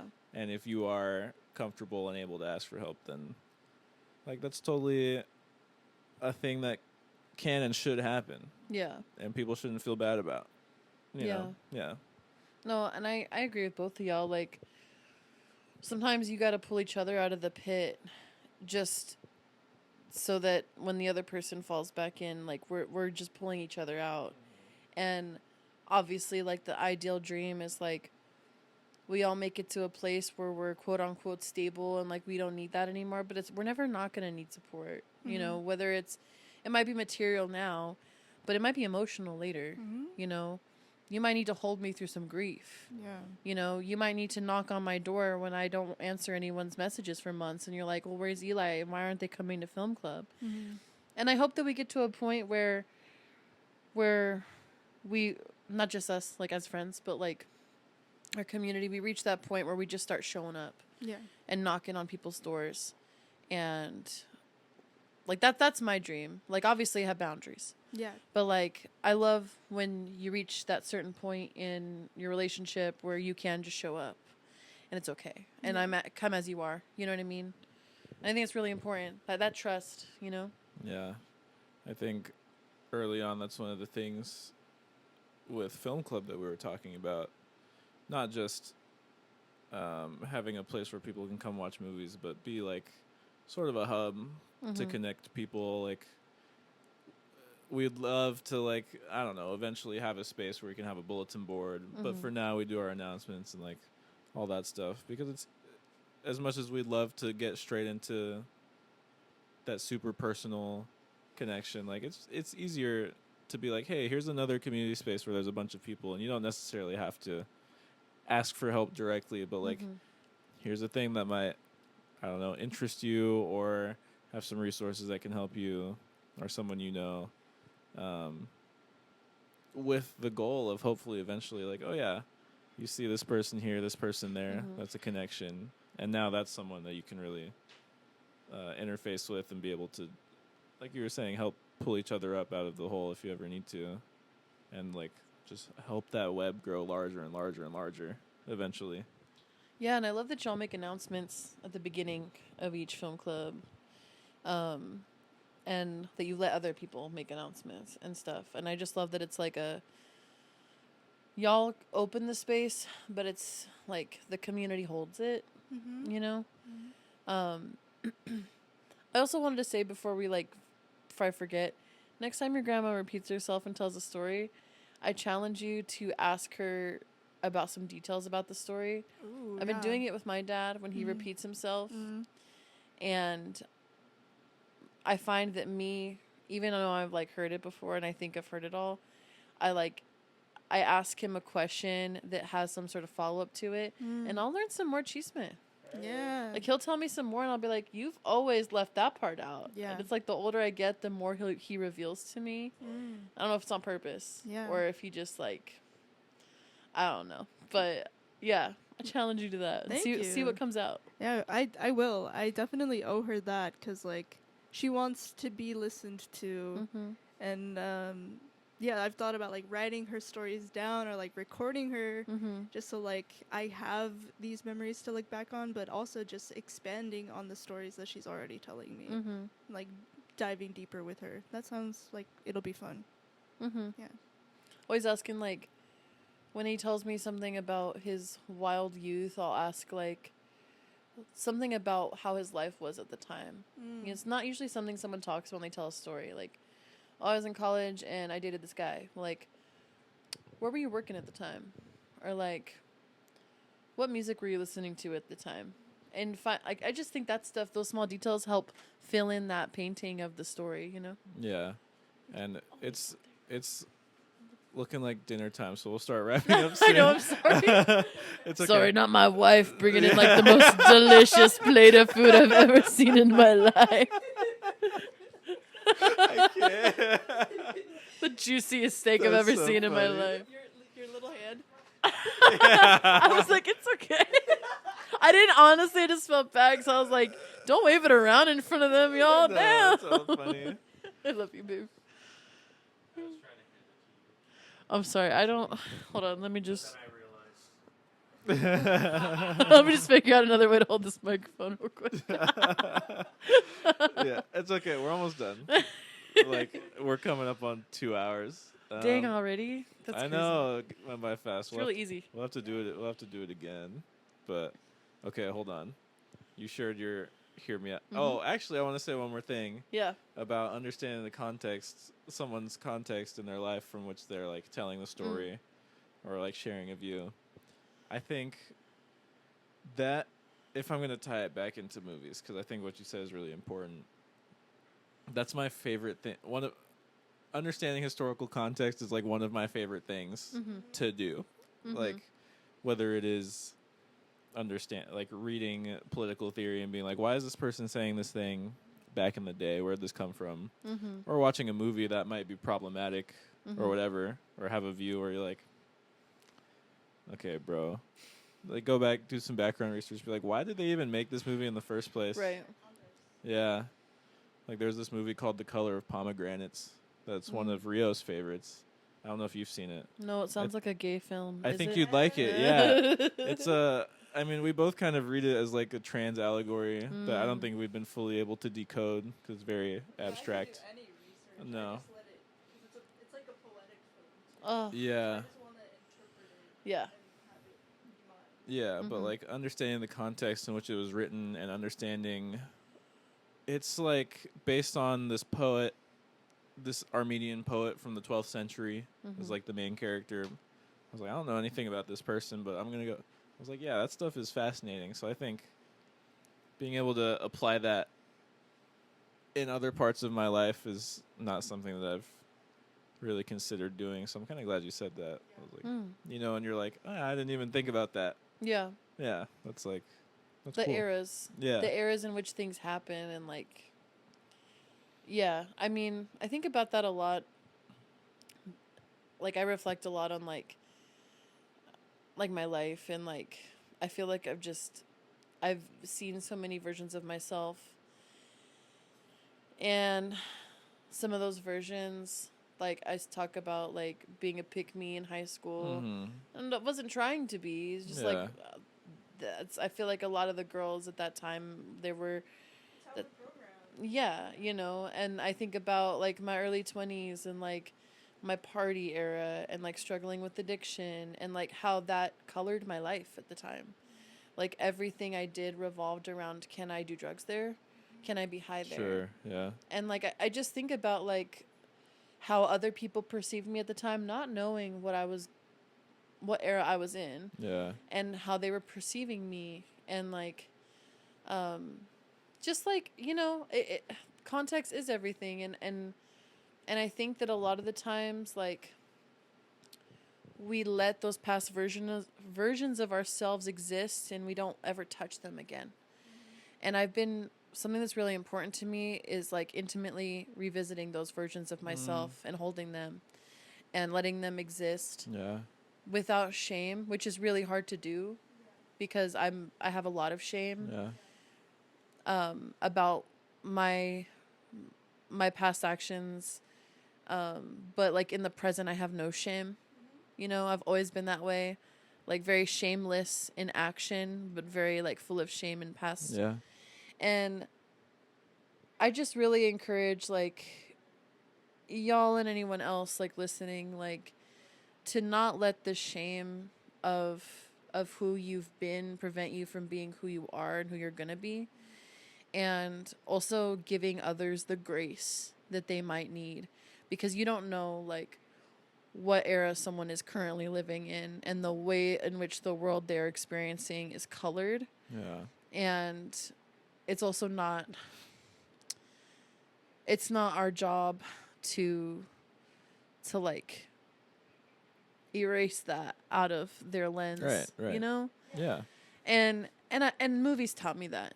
And I think movies really gave me a way to be introspective when I didn't have language to do that myself. I just knew that I watched this and it made me feel something. Yeah. This visceral feeling I can't explain. And then years later, I finally found the words to explain those feelings. You know? Yeah. Yeah. That was beautiful. Thanks for sharing. We appreciate it. Thanks for asking deep questions. Yeah. Yeah, I'm glad that we got to know you, Yeah. like, not just in this setting, but, like, I think that that's what film club or, like, film in general, like, brings people together for that specific reason. Like, we like to hear stories. We like to see what represents us, what reflects life. Even if it's, like, to escape, but it's, like, what are we escaping? Like you said, context is everything. Yeah. So I think we all, like, share an experience with film through that, like, what that reflection is. Yeah. Yeah. Yeah. Okay. Before we wrap up, and I want to have one last thing to talk about, is okay, hold on. Hear me out. Mine? Yeah. Oof. Man, you took the ramen girl. I wasn't gonna say that, but now that you said it, I feel like I could. My hear me out. Okay, I don't know if this counts as a hear me out, but maybe because of who the director is. I'm gonna say Rosemary's Baby. Yeah, that's my hear me out. It's good. It scared me. It gave me nightmares. Probably because it was directed by Roman Polanski and he's sick and twisted. But the worst person ever, but made one of the greatest women-led horror movies of all time. exactly, and so that's my hear me out. I haven't seen it. Really? It's been on my list for years. See, people will tell you it's boring. It's not boring. Is it just a slow burn? Yeah, it's an all-timer in my view. It's like my worst fears is everyone in your life plotting against you. Not to like spoil it. No, it's okay. I'm Yeah, into spoilers. yeah. It's a movie about like the general gaslighting that you experience as a woman and bodily autonomy. Ooh, I love that. I feel like Mother was kind of like that. Yeah.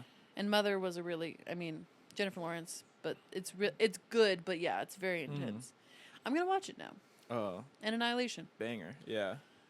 My Hear Me Out movie, I have a couple of recent ones. There's this movie that came out like 3 years ago called Immaculate. It was with Sydney Sweeney. Oh, It was like a Catholic horror movie.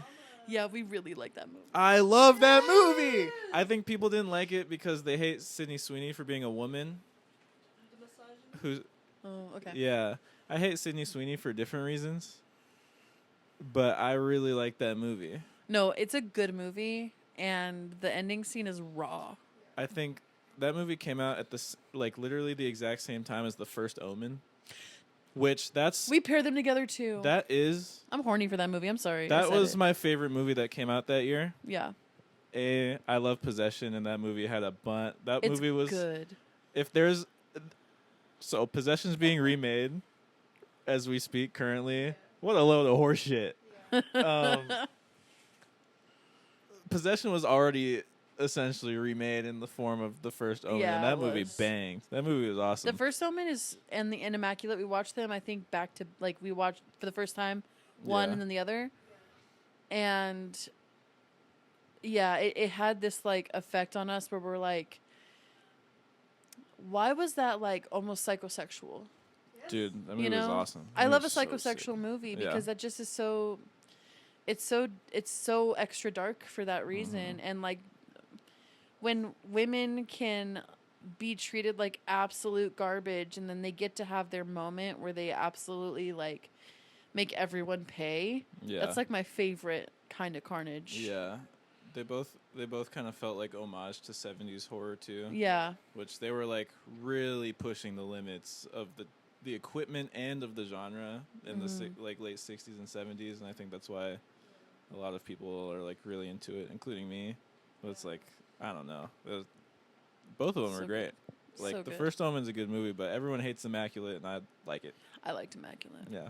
Yeah. Yeah, and also if you're queer and probably do have religious trauma, Yes. watch those movies. Worth it. Yep. And Cammy watched those movies and then made herself a nun outfit. So yeah. I mean that's the Immaculate effect. Yeah. And rosaries. She made her own rosaries. And then my other one came out last year. I don't know if you saw Materialist. I haven't seen it yet. It's with Dakota Johnson and Chris Evans and Pedro Pascal. Two boyfriends, right? Yeah. Nice. Pedro Pascal is so terrible in that movie, No. in my opinion. No. I haven't But seen it. I'm the biggest Dakota Johnson defender in the world. I think she's a good actress. I think she's like a good role player. She needs to be cast in a certain role, but when she does, you gotta let her cook. I think she's amazing. Oh wait, we might have watched that. I think we did watch Materialists. I enjoyed it, Yeah. but you're right. Pedro Pascal ain't shit in that movie. Yeah. And Yeah. then my ultra hot take is that Chris Evans, if he didn't become Captain America, would have been everything that Ryan Gosling is. I think Chris Evans is a good actor. He's been in some other stuff, and I never knew it was him. Oh, like Scott Pilgrim. Yeah. Didn't know he was in that movie till like a few years ago. Yeah. But I watched it so young. I was just like, "Who's this white boy?" Yeah. You know. He was like a big early 2000s star, Yeah. and then Captain America happened, and then he was like superstar. Yeah. Yeah. I think he's like maybe not just as charming, but he's just as charming. He's just as much of a good actor. I like Chris Evans. I feel on the fence about Dakota Johnson. Like, on one hand, my first exposure to her was 50 Shades of Grey. and I was way too young to watch that movie Yeah. or read that book. Sure. Yeah. But a movie that she's really good in, and it's a real, in my opinion, I don't know. I would like to read more about it and see how other people feel. But like my first watch, I felt really good inside about it. Peanut Butter Falcon. I like that movie. Shia LaBeouf is in it. I know. Dude, I know. But it just, I watched it with my dad, and my dad like has dyslexia and like some other disabilities, and I think watching it like this like movie really helped us bond in a way I can't describe. And yeah, all Shia LaBeouf like commentary aside, because I don't. Yeah. But yeah, I think she did a great job in that movie. Yeah. I think she's great in the Suspiria remake. I think she's. Oh, she was in Suspiria. There's a movie called Cha Cha Real Smooth that she's in that I think she's really good in. Yeah, I think she's good. I don't know. I think she's in one called like The Lost Daughter or something. Yeah, I've never. My mom. That's in my watch list. My mom watched that. I need to watch that. Yeah. Is your mom a big movie buff too? She's the reason that my brother and I are the way that we are, for sure. I get it from my dad. Not to say my dad has good movie taste, but he's just such a watcher. Yeah. He loves Hallmark, so do that with what you will. My mom is a big watcher, and she has really good movie taste, and is pretty open-minded. Nice. That's awesome. Like all the movie exploration I've done, like as I grew into my teens, early adulthood, is like with my mom. It's Yeah. also same with my mom. My mom and I bonded a lot in my childhood through sneaking in through like other movies. Nice. So like we would have like a Saturday movie hopping. We would have a Saturday. We would buy a ticket for like a matinee, and then we'd just like watch movies all day. Man, she raised you right, dude. Yeah, well, That's the way you do it. She did one thing right. You're like, yeah, that'll do it. Yeah. I get it. Oh, man. Thanks, moms. Yeah, those are mine. From recently, at least. Yeah, and like all the Fast and Furious movies. I haven't seen love. any of them. I don't know. There's like a certain type of action slop that I just. I feel like Film Club needs a Fast and Furious moment. Yes. Yeah. I support it. I've seen what was on TV, bits and pieces. I've never sat down and watched a single Fast and Furious film. The first like 3 are actually pretty good movies, and then it goes off the rails, and that's when a lot of people are like, whatever, man, shut up. They're awesome. It feels like a joke or like a meme because I fell off the rails. Yeah. Like I was like, I can't make it past like 5, I guess. And then like they go to outer space in like what, movie 10?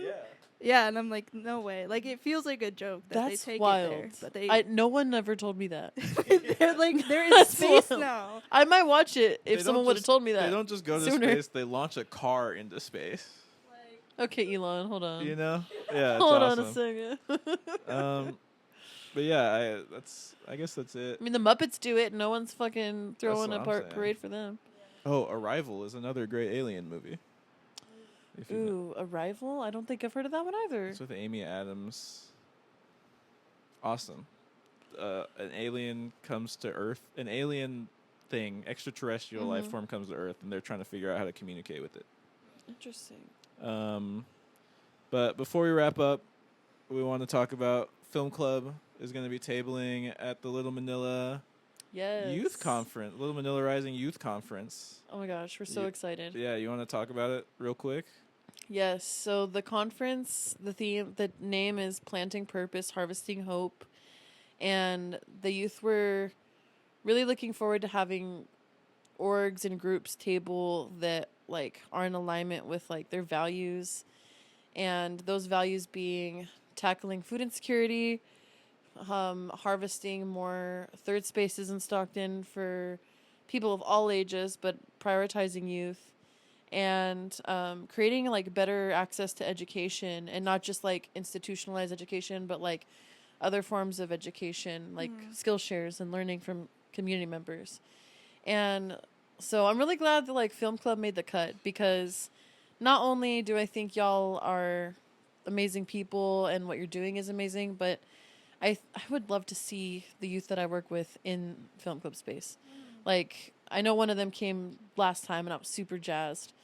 Yeah, But they're really cool. yeah, they're sick. I've worked heard- with them. I've heard good things. Yeah. And they're also like, the youth in our program are making a movie for the youth conference. And it's basically about Stockton history, Stockton culture, and its food, and like the people that live here. And I'm really excited because it's a big feat to tackle, but it's not about like being perfect. It's for the love of the game. Yeah. And that's why y'all do it. It's for Yeah. the love of the game. Yeah. And that's why I'm in the line of work that I'm in. It's for the love of the game. And so I think it's going to be really fun. We'll have a sick photo booth. We'll have some nice Thai food to eat. Hell yeah. And honestly, let's just spend the day like in community. Let's have a good time. If you want to go and you're listening, For the love of the game, man. you could sign up by the link in the LM Advocates Instagram if you go LM there. Advocates Instagram. It's in our link tree. It's going to be on Saturday, August 22nd. At what time? From 10 to 4 p.m. Yep. Yeah. Be there. It's going to be super cool. We'll be there with some stuff. Yeah, we're gonna have free masks, DVDs, VHSs, and hopefully some interactive stuff that people can join in on. Exciting. Interactive stuff that we're still working on. But yeah, it's exciting. There's the secondary purpose to Film Club when we started it was like, oh yeah, we want to find a bunch of people who want to make movies too. Yeah. And there's a whole section on our Discord that's kind of wasting away called Creator Space, because we haven't actively done anything to foster it, right? But it's really exciting to get out there and like, I don't know, meet some young people who like want to make movies or have made a movie and see the net grow from there. I've got a vision and a subpar script that needs to be ripped to shreds. Yeah. I need some big-brained individuals to look at it and collaborate with, because I want to see it happen. And I'm not married to how it happens. I just want to see a horror movie, an environmental justice horror movie based out of Stockton about the Delta. That's my vision. I think water is life. Dude, What happens when you start taking the life from the water? Water takes it back. I'm so happy that this is coming back around, because I remember when you told me this, like, about this almost like a year and a half ago, probably. And I'm excited that this is still something that occupies space in your brain. And I probably haven't touched it since. Hey, But what I have done, we're sitting right I have recreated with the Delta water. I've been in her. And that's something I didn't do pre the movie, and I feel like it's changed the way I want to approach the movie. Hey. Because I was so scared to get in the Delta water because we're told how polluted it is, blah, blah, blah. Yeah. I'm not scared anymore. I'm not going to go drink it. You know what I'm saying? I'm not going to go submerge my head under it. Yeah. But I paddleboarded in it, and I think that it's made me want to get back into, like, actually making this movie happen. Nice. So let's talk about it. Dude, yeah. Cut the mics. Cut the mics. Just got to stay tuned. Yeah. Anything else you want to plug real quick?